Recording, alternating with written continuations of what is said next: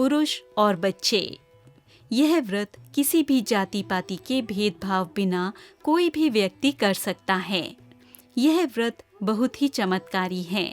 1, 9, 11 अथवा 21 करने से निश्चित ही इच्छुक फल प्राप्त होता है। इस व्रत को श्री साईं बाबा जी का नाम लेकर किसी भी गुरुवार से आरंभ कर सकते हैं। जिस कार्य के लिए व्रत किया गया हो उसके लिए श्री साईं बाबा जी से सच्चे हृदय से प्रार्थना करनी चाहिए।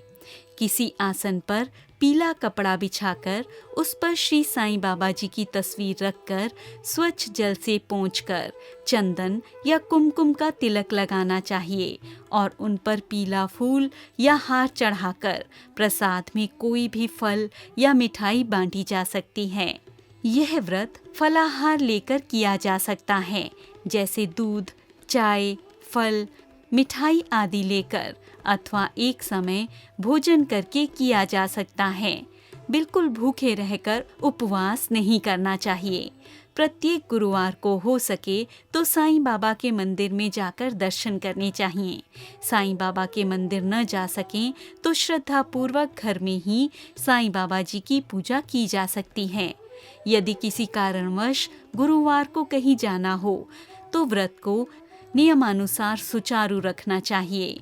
यदि किसी कारणवश किसी गुरुवार को व्रत न कर पाएं तो उस गुरुवार को गिनती में न लेते हुए, मन में किसी प्रकार की शंका न रखते हुए अगले गुरुवार से व्रत जारी करें। मन्नत माने हुए गुरुवार पूरे कर व्रत का उद्यापन करें।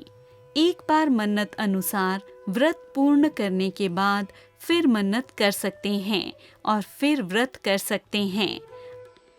उद्यापन विधि। 9वें गुरुवार को उद्यापन करना चाहिए। इसमें 5 गरीबों को भोजन कराया जाए। भोजन अपनी यथाशक्ति देना या करवाना। साईं बाबा की महिमा एवं व्रत का फैलाव करने के लिए अपने सगे संबंधी या पड़ोसियों को यह किताबें 5, 11, 21 या यथाशक्ति भेंट दी जाएं। इस तरह व्रत का उद्यापन किया जाए। 9वें गुरुवार को जो किताबें भेंट देनी हैं उसका यथाशक्ति पूजा में रखिए और बाद में ही भेंट दी जाए, जिससे आपकी एवं अन्य व्यक्तियों की भी मनोकामना पूर्ण हो। उपरोक्त विधि से व्रत करने से एवं विधि पूर्वक उद्यापन करने से निश्चित ही आपकी मनोकामना पूर्ण होगी, ऐसा साईं भक्तों का विश्वास है। व्रत कथा। कोकिला बहन और उनके पति महेश भाई शहर में रहते थे। दोनों को एक दूसरे के प्रति प्रेम भाव था, परंतु महेश भाई का स्वभाव झगड़ालू था। बोलने की तमीज न थी। अड़ोसी पड़ोसी उनके स्वभाव से परेशान थे। लेकिन कोकिला बहन बहुत ही धार्मिक स्त्री थी। भगवान पर विश्वास रखती एवं बिना कुछ कहे सब कुछ सह लेती थी। धीरे धीरे उनके पति का धंधा रोजगार ठप हो गया। कुछ भी कमाई नहीं होती। महेश भाई दिन भर घर पर ही रहते और अब उन्होंने गलत राह पकड़ ली और उनका स्वभाव पहले से भी अधिक चिड़चिड़ा हो गया। दोपहर का समय था। एक वृद्ध महाराज दरवाजे पर आकर खड़े हो गए। चेहरे पर गजब का तेज था और आकर उन्होंने दाल चावल की मांग की। कोकिला बहन ने दाल चावल दे दिए और दोनों हाथों से उस वृद्ध बाबा को नमस्कार किया। वृद्ध ने कहा, साईं सुखी रखे। कोकिला बहन ने कहा, महाराज सुख कीमत में नहीं है, और अपने दुखी जीवन का वर्णन किया। महाराज ने श्री साईं व्रत के बारे में बताया। 9 गुरुवार, फलाहार या एक समय भोजन करना।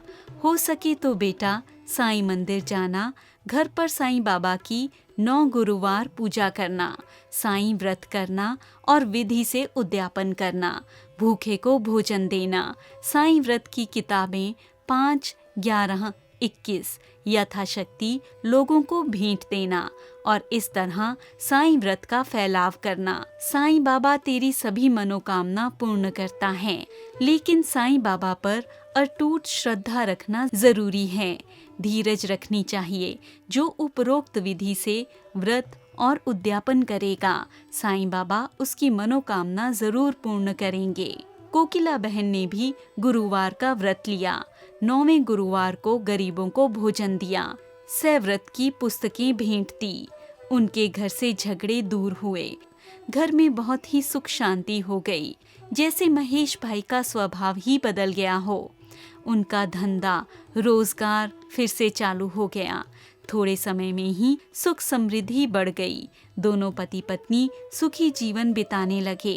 एक दिन कोकिला बहन के जेठ जेठानी सूरत से आए। बातों बातों में उन्होंने बताया कि उनके बच्चे पढ़ाई नहीं करते, परीक्षा में फेल हो गए हैं।